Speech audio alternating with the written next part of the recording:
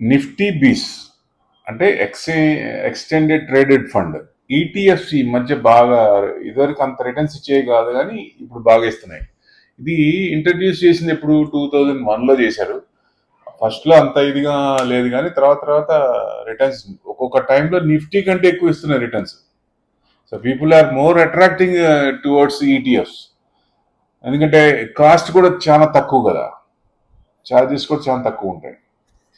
అంటే జనరల్గా Nifty 50ని track చేస్తూ ఉంటుంది.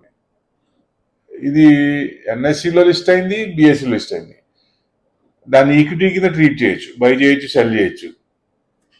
అంటే each unit represents 1/100th of Nifty 50 index.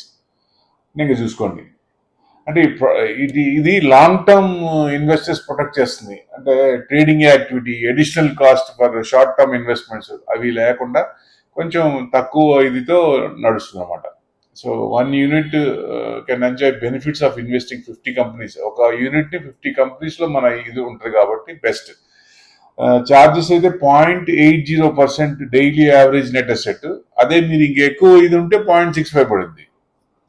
So long run లో మంచి రిటర్న్స్ వచ్చే అవకాశాలు ఎక్కువ ఉన్నాయి కాబట్టి నిఫ్టీ బీస్ ఈ ఈటీఎఫ్స్ ఏదైనా పెట్టుకోవచ్చు. నిఫ్టీ, బీటీఎస్, సెన్సెక్స్ ఈటీఎఫ్స్ అట్లా. So they are giving good returns.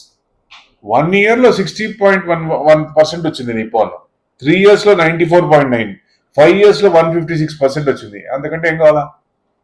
And they will pay dividend also. It's good ETF. ఒకసారి ఆలోచించండి. Thank you very much.